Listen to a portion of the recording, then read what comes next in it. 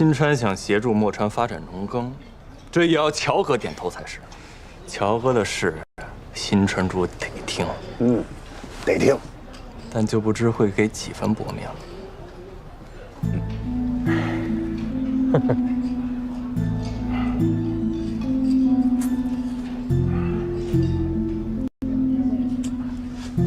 老六，你别这样，这大家都是朋友嘛，是不是？是朋友。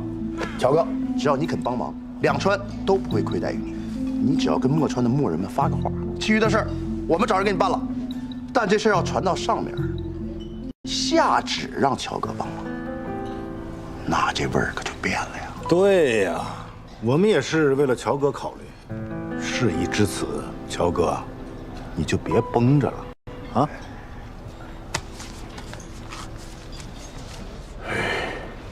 几位少主的意见，我都听进去了。我考虑考虑啊。我这实在是憋得不行，你看我这一头汗。我先方便方便。告辞。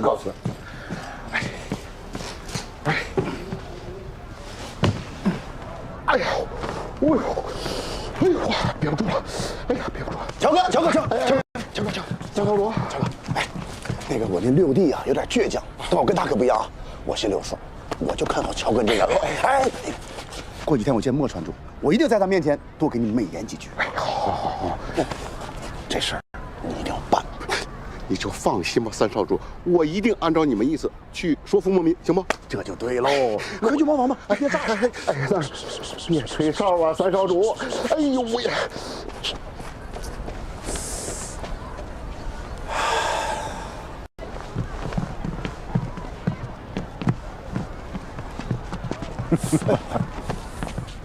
怎么样？答应的实在吗？相当实在，应该没问题。咱兄弟的配合那是精彩绝伦。不过老五啊，你这话怎么总是接的慢半拍啊？我都急死了。那个这已经不错。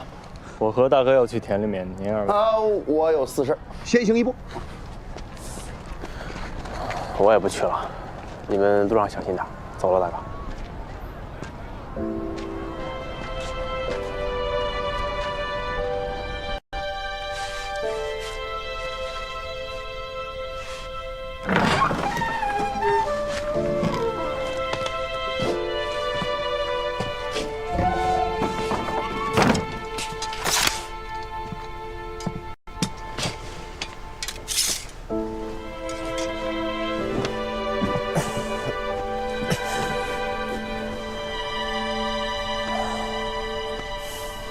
怎么了？不顺利吗？没有，挺顺利的。那你情绪干嘛这么低落？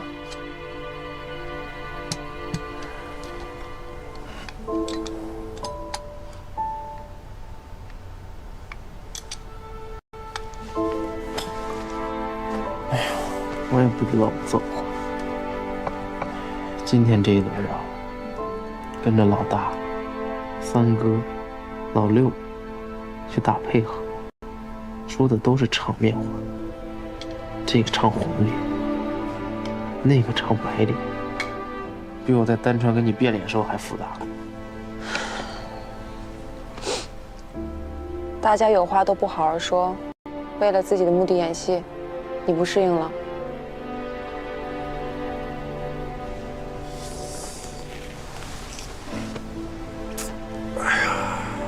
我这不觉着挺累的。我母亲说呀，我从小就缺少这根筋，现在开府上朝，父亲也不给我安排职务，朝中关系复杂，我到现在都理不清。老六比我有出息，我这辈子呀，可能就这样了。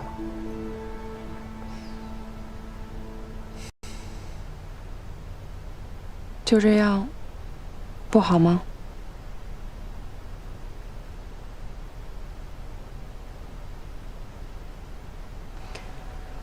你不习惯，就别让自己习惯。人又不是只有一种活法，别人说话爱绕弯子，那你就直接直说啊。如果真有人因为这个为难你，我跟我的武器保护你。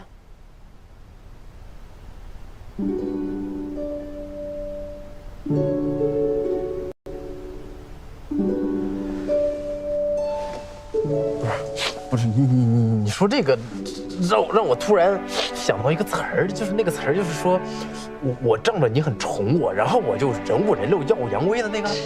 真没文化，那叫恃宠而骄。对，就是这个恃宠。哎，我怎么觉着那应该是念恃宠而骄？这不重要，不重要。你说念什么，他就念什么。打今儿个起，我就是恃宠而骄了。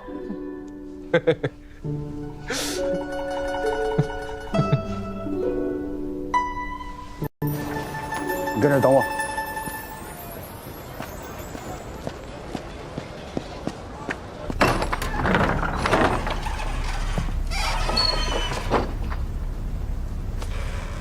大夫，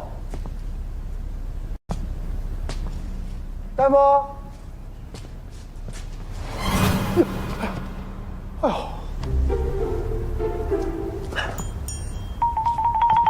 大夫。大夫，大夫，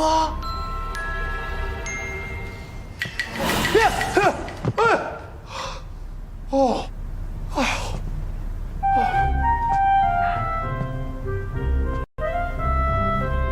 你有病？没病谁来这儿啊？我有药。坐。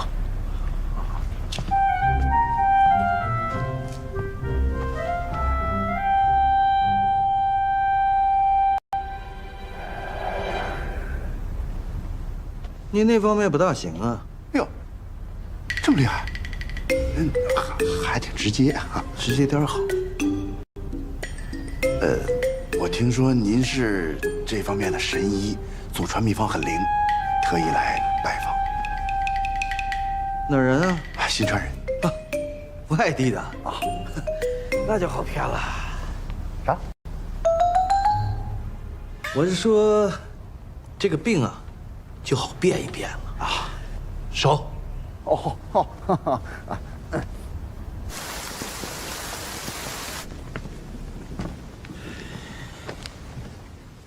方子呢，我是开好了，就照方子去抓药。好，先吃的个300副，要是不好呢，再来找我。不是大夫，我虽然来一趟墨川不容易，但也不至于这一次开300副这么多吧？这你就不懂了，你这个病要想根除，那就得只要吃不死，就得往死了吃。好，懂了。哈。哦，嗨。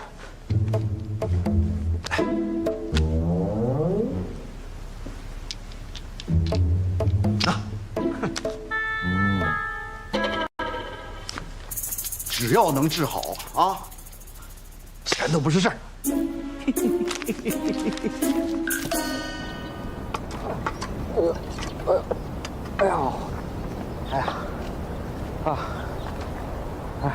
数百年来，墨川人一直放牧，致使土壤贫瘠，草地退化。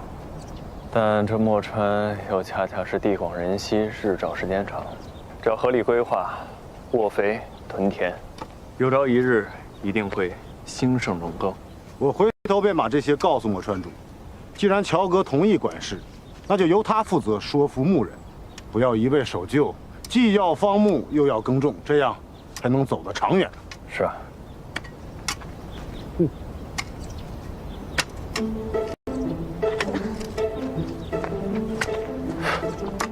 你这是？我看这里的土质与我们那儿不太一样，所以想试试看。果然，这儿的土比我们那儿要硬多了，挖起来也更费劲。你这身行头，干起活来倒是很方便。农民都这么穿，不是人人都像新川宫里天天穿长袍的。是我们见识浅薄了。你能体谅别人已经很难得了，要不你也来试试？哎，这个少主您就亲自试试。仔细一些，挖得深一些，把这下面的生土翻上来，让太阳晒晒，生土就会变成熟土，会大大的增强肥力。客夫人真厉害，什么都会。六少主才优秀呢，什么都学得会。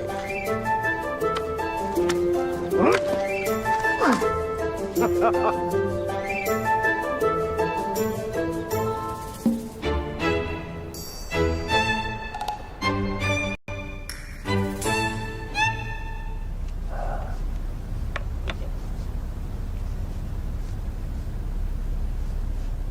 这画的是？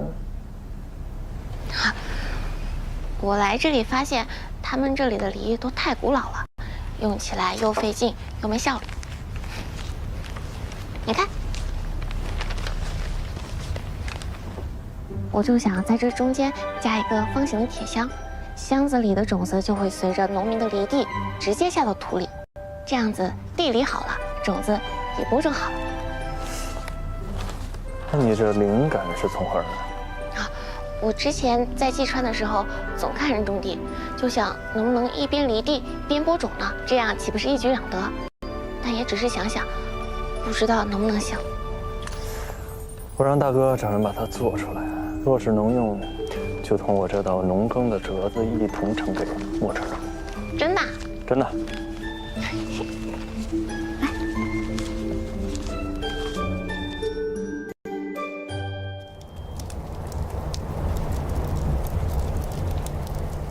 莫川主终于同意了我们的提案，以后两川的关系再无需用通婚来威胁了。那太好了！这下事情都解决了，你们这趟没白来呀！是，那么多酒总算没白喝。这正事儿都办完了，各位在墨川多玩几日吧。想去哪儿，我安排。还真有个地方，不过我们自己去就可以了。嗯，哪儿啊？你猜？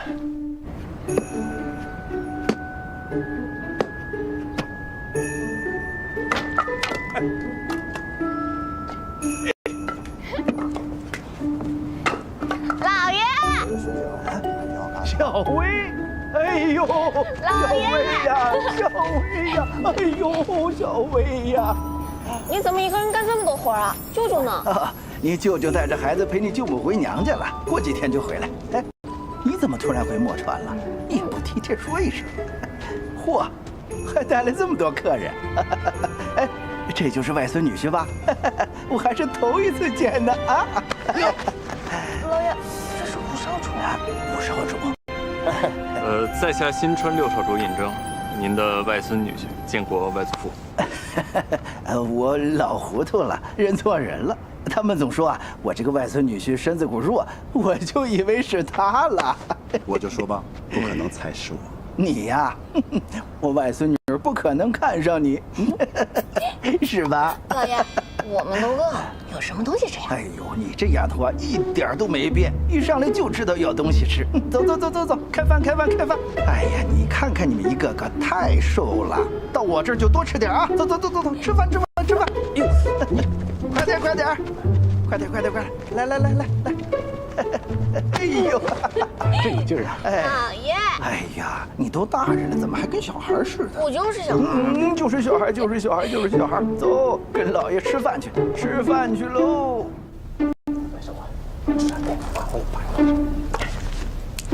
你就别摸了，你哪有肌肉啊？哎，这你就不知道了。老六跟我一样健硕，而且武功了得。我们在去金川的路上，是唰就撂倒了一片。行，别不好意思。真的假的呀？当然真的。倒是你啊！你跟着上官静就没学到个一招半式啊？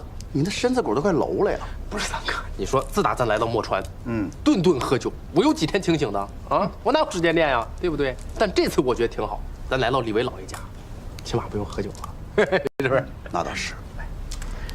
咱可以好好的吃顿家常菜，对，不喝酒，挺好。哎，来喽！来啦！你们大老远来趟墨川呐，这就是贵客临门。呀，这是我家最好的酒，今天晚上你们就放开了喝，喝完之后就睡我这儿啊！别，有什么舍不得的呀？来来来来来，好嘞，好，哎呀，好，什么好了？来，姑娘，哎，姑娘可以少喝点儿。来，快，你什么少许？哎，外孙女婿，你少来点儿。哎，老爷我也多喝点儿。来，走一个。真美。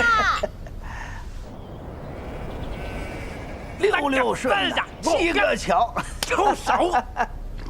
啊，全来到啊，8个脚啊，全来了啊，6六顺呐，7个巧啊，8仙寿啊！哎，喝酒喝酒！这不是，没，我能喝，上官还能喝，我也能喝。哎呀，一边睡去。老爷，等会儿咱们继续啊。好，能喝吧？怎么这么快就醉了？我这还没玩够呢。老爷，那酒量不行，我来陪您比划比划。你来呀，看看，得嘞，看看，6六顺，7个巧啊，9个，喝着喝着。老爷，你可真厉害，划拳划得好，身体保养得好。您这一看啊，一点都不像上岁数的人。你有没有什么秘籍，可否与我分享分享？我要到您这岁数，如果有你这身子骨啊，那我就不寒了。哪有什么秘籍呀？啊，你就是要啊，平常啊，好好的锻炼身体，知道吧？尤其是你们俩啊，老爷还盼望你给我生个重孙子呢，不好四世同堂啊啊！来，外孙女婿，多吃多补，来个好身子骨。哎呀，老爷您喝多了。哎呀，什么喝多了？你不了解你老爷呀？就这坛子，老爷起码喝10坛子。来，接着来。老爷啊，那个我出去活动。嘿嘿，要跑，想跑是不是？您不都说要多锻炼吗？嘿，在这儿等着我呢。啊，哎，外孙女婿，都不成，咱俩玩。哎，老爷，他不会，我来陪你玩。哎呀，你打什么岔呀？我跟外孙女婿喝酒。来，外孙女婿，来个，我陪老爷玩。啊哈，俩好啊，3星5个5，这赢了。再来，俩好啊，8 6匹马个6，就行了，就行了。咱来，俩好啊，6个6，承让了。你家6少主够幸运的啊！你什么时候学会的划拳？这么厉害？你没发现老爷不是初3就是初5就没变过？外孙女婿，哎，我不服，咱俩再来2拳。来来，再来。俩好啊，6啊，6啊！终于逮着你了吧？你还真算计我！嘿嘿，喝酒，喝酒吧。你是故意说出来让老爷听到，让他赢了吧？这酒你可别喝了。哎，嗨，要想做我外孙女婿啊，喝酒就得这么干干脆脆的。好。老人的酒可不能骗。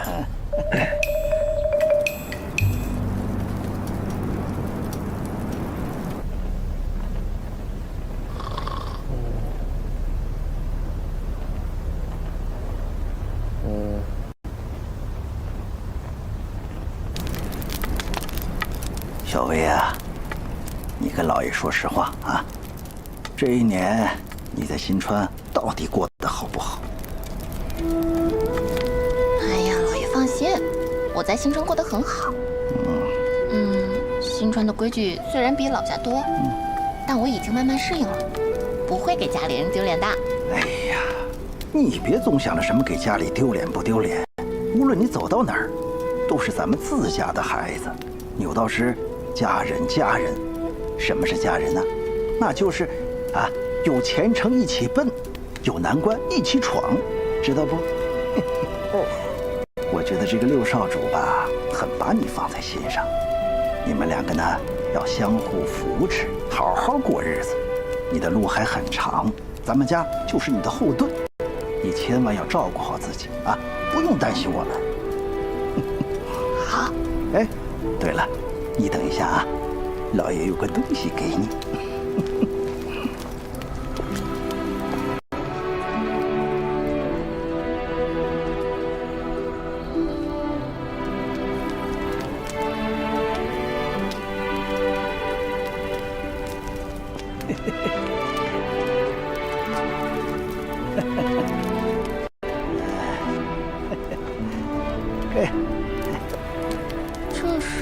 这是老爷的宝贝，你收下吧。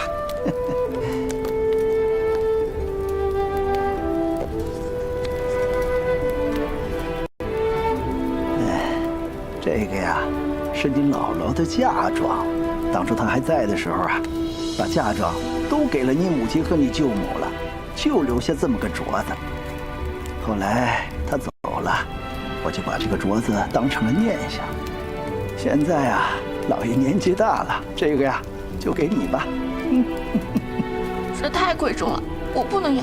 哎呀，给你你就拿着，老爷也没有什么值钱的东西，而且你嫁到了别人家，终归要花别人的钱，你把这个镯子带在身上，万一遇到点什么事儿，也能顶一顶，不至于只能张口跟别人要不是？谢谢老爷。哎呀，我们小薇呀，也长大了，一转眼都成别人媳妇儿了。我也老喽。老爷才不老呢，老爷永远威武雄壮。威武雄壮，威武雄壮。哎，小薇啊，我这个外孙女婿吧，还真不错，就是感觉身子骨有点弱。他就是看着瘦小，其实经常锻炼，身体挺好的。这么快就学会护短了？不过呀，也好，他身子骨弱呢，就打不过我。万一哪天他要是欺负你，老爷才好给你出气呀！啊，你爹那个豆芽菜啊，他就打不过我。就你爹那个小身子骨啊，老爷我这一巴掌就能把他扇到济川去。你看看他这些年啊，他就从来不敢对你娘不好。老爷，老爷，我们小薇长大喽。哎呀。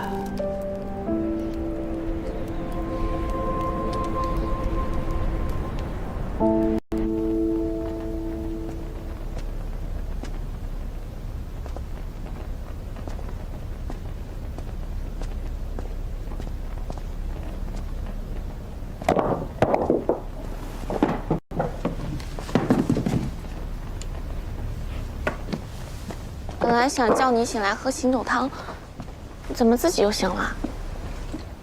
没有擦脸，睡前要擦着。哎，这是擦桌子的，不能用来擦脸。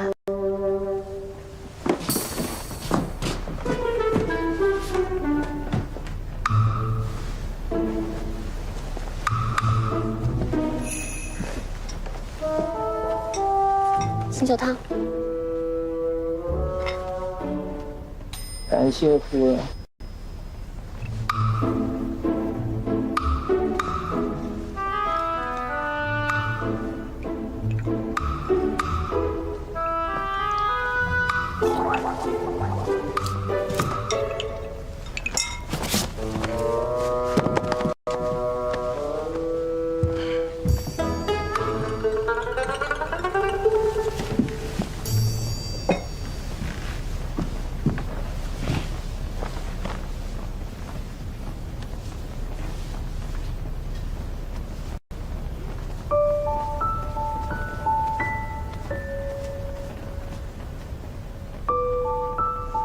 你哭了？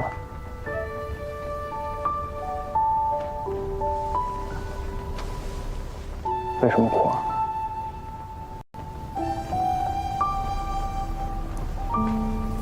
就是有点想家了。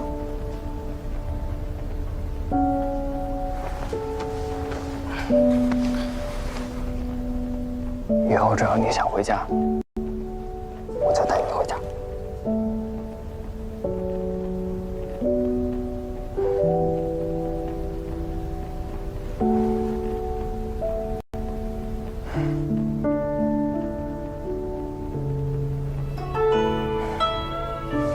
你笑什么啊？知道自己不能喝，还喝这么多，不知道自己喝醉了会干嘛？我知道。知道你还？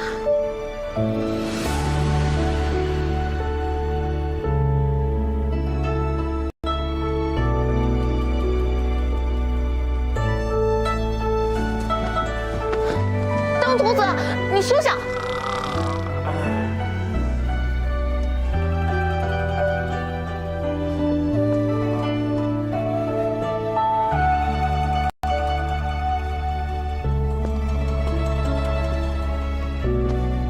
这没心肝的，明天醒来肯定有往情。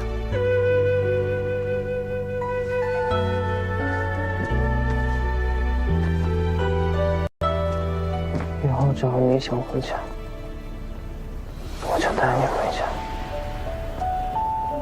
我就带你回家。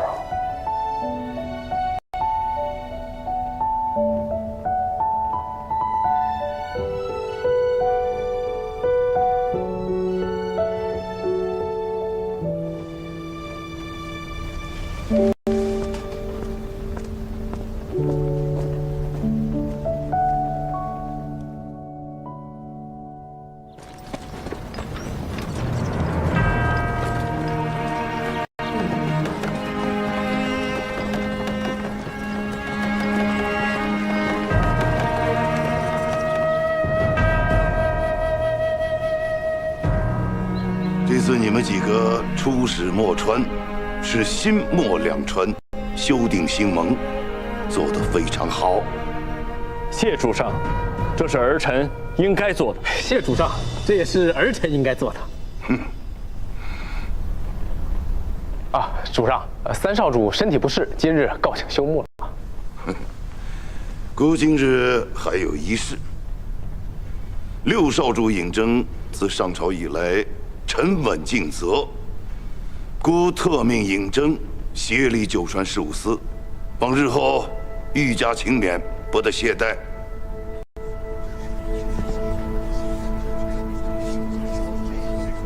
六少主，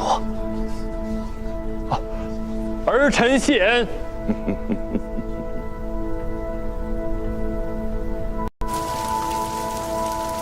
老六去墨川的这段时间，几处集市试推新币颇为顺利。虽说事情是户政司做的，但老六的功劳不小。怎么父亲倒把他分配去管九川事务司了？户政司事关命脉，当然要在我手里，怎么能允许其他人来插手呢？是，二哥是嫡长主，理应交给二哥，不能让老六再行干涉。不过这老六上朝不到半年，就有了协理九川事务司的职分，这份恩宠可是比我当年更深。还需再对他多留几个心眼。是。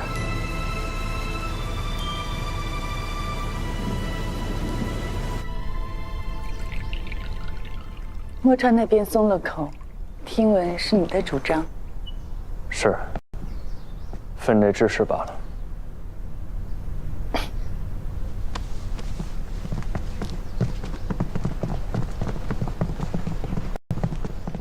母亲这是有话要说。如今你在朝上锋芒太露，引其他兄弟瞩目，难免波及到你和小11，也未必是好事。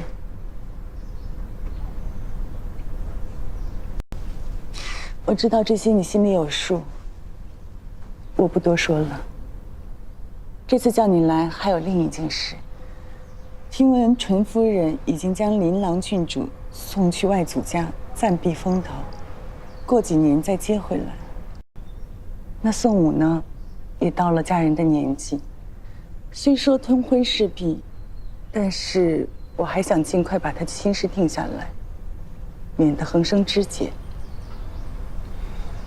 明白。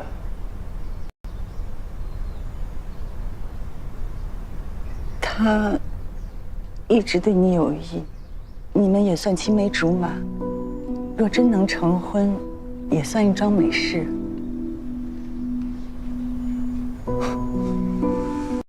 我不知道是我表现的不够明显，还是您真的对我不了解。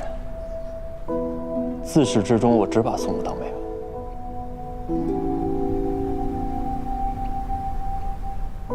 明白。罢了。宋武值得一个全心全意待他的人。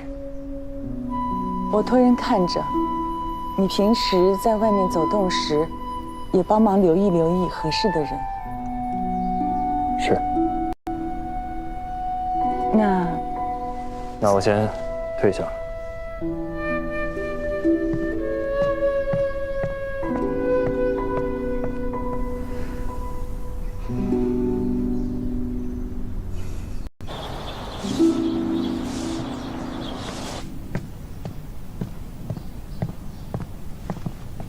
少主，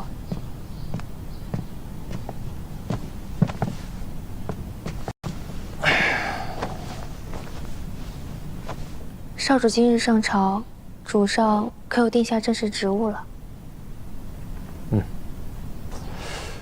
但和郡主所想，可能会有些出入。我被任命协理九川事务司了。协理九川事务司，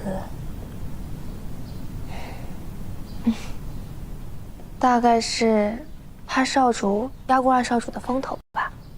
不过少主提的放宽方式和发行代币的主意，主上的确认真在做，说明他心里还是认可你的。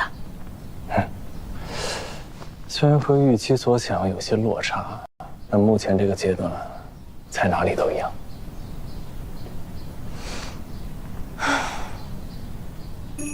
郡主居然会安慰人了，这和李薇在一起久了，心也变软了。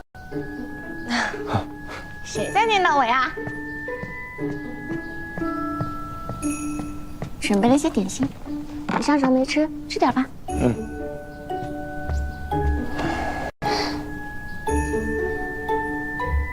怎么不说话了？是上朝出什么事情了吗？也没什么事。少主不说，李薇只会多想。风雨同担，有话直说，才是长久之道。好，我被任命官职了。什么官职？九川事务司。干嘛的呀？反正就是当官儿。官大吗？还可以。管的人多吗？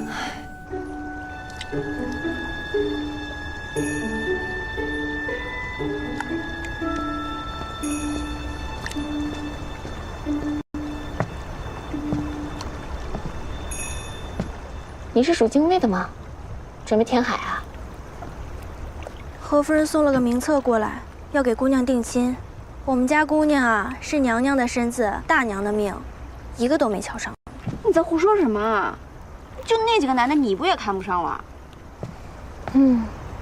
其实，女子只是想嫁给自己喜欢的，而就算这小小愿望，也很难实现。我想找的是一个我眼中只有他，他眼中也只有我的人。至于出身、钱财，一概都不重要。没想到，你的想法倒是我们济川人挺像的。不过其实吧，这婚事真摆到我面前，我才发现，我对兄长最多是有一点崇拜，并不是真的想嫁给他。跟你要死要活的要爱着他的那副德行不一样。谁要死要活？不过他居然喜欢你，这眼光，我看也没什么值得崇拜的。我最多是有点不甘心，明明我才是最好的，他居然喜欢其貌不扬的你。禁止人身攻击啊！我爹爹还说我是济川第一美人。哼，那你爹说你就信啊？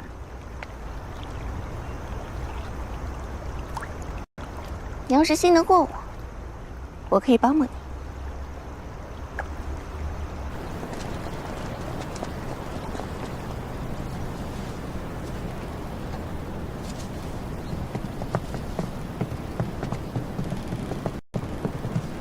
夫人，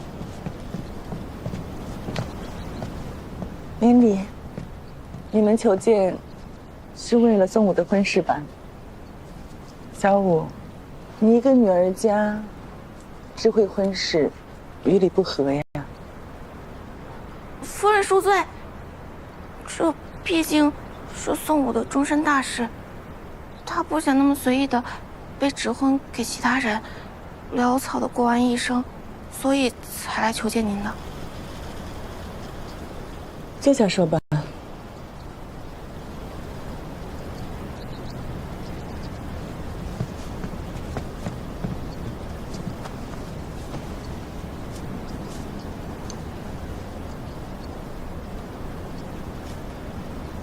说呀，我其实我快说呀。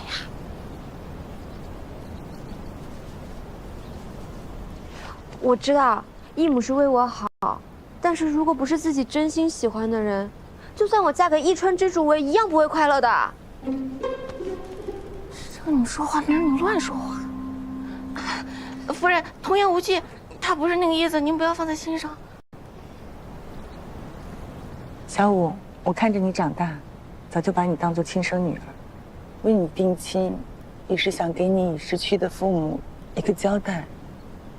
如若你真的不幸福，想必他们在九泉之下也会不安。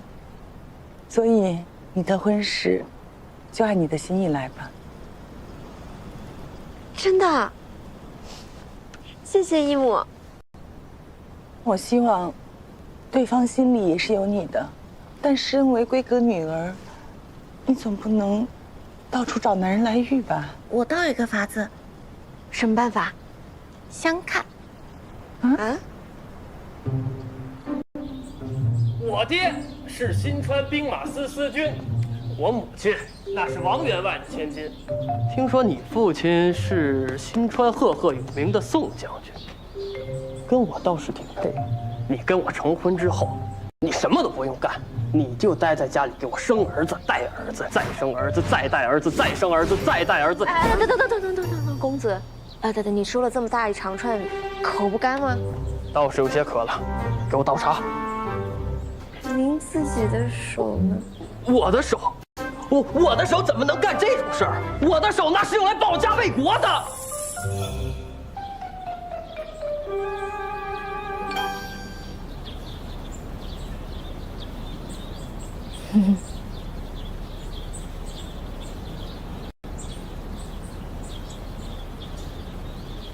郡主用过餐了？啊，用过了。郡主用的什么餐？烤鸭。是卷饼的那种吗？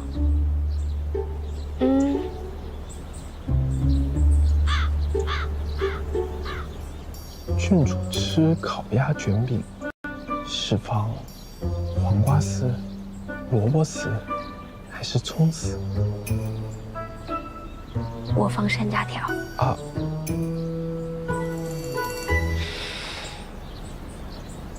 郡主喜欢吃甜食。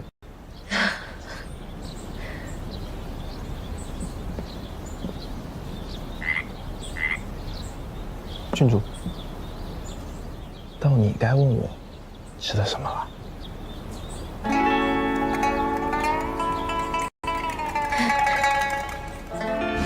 满意你所看到的一切吗？我明白，都明白。你看上了我？那倒没有。不必嘴硬，小女子嘛，嘴上说没有，那就是有。其实啊，我一般是不与女子单独见面的。那些个女的吧，一见了我就念念不忘。那其实您也不必来的，我倒也不是非要见您。调皮，你的眼神骗不了人。我眼神我啥眼神？爱慕的眼神。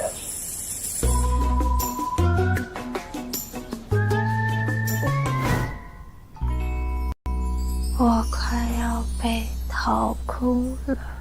那几位公子可都是宫里的几位夫人亲自挑选的，可不满意啊？姑娘，你也别太挑了，这世上哪有十全十美的呀？我就算要求再低，也不能是个男的就行吧？郡主啊，郡主啊，又有一个好的啦！哈哈，救命！我不想再去了。老婆子这会给你找的，是个顶顶好的。刘嬷嬷，是我要求太高了，我就实话跟你说了吧，你们找的这几个，我根本一个都看不上。我就想找一个十全十美的，活该我这辈子单身。那正好，十全十美是少主。不是，我说，这桌子啊太大，咱俩离得太远了吧，是吧？上这儿。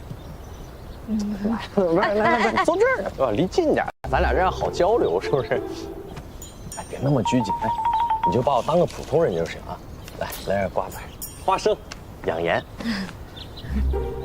鹤宁郡主宋武是吧？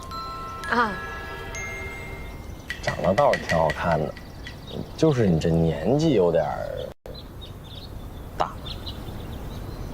那我走。哎，那倒没关系啊。我母亲说了，像你这种年纪大的姑娘啊，成熟稳重会疼人。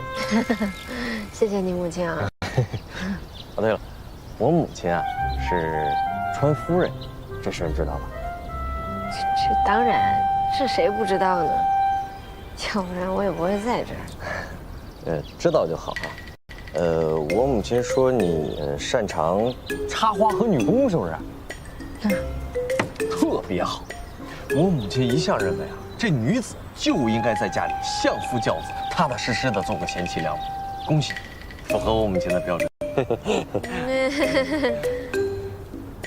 我敢问石少主啊，你说，你找夫人的标准是按照母亲的标准找的？那当然了，我母亲是谁呀？那是川夫人，她的标准能低吗？再说，我母亲肯定是为了我好，是吧？那我再敢问石少主，我是说如果啊，如果咱俩真成了，我与川夫人有矛盾，你当如何呢？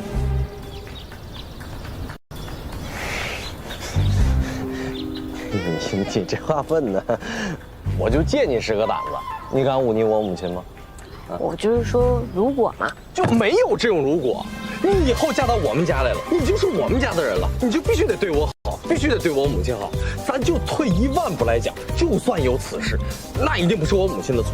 就算是我母亲的错，那我也得向着她呀，对吧？我母亲10月怀胎呀，生我养我不容易，咱俩一定得一块对我母亲好啊。再说，你怎么能为这种……哎，石少主，石少主请慢用，我还有事儿，恕不奉陪。哎，不是，我话没说完呢，不是，哎，你站开！我母亲可说了啊，擅自离席，很不礼貌。你母亲说的真对，我擅自离席，我很不礼貌，我配不上你，抱歉，告辞。哎，不是，这么快谈完了？最近的尼姑庵怎么走？去干嘛？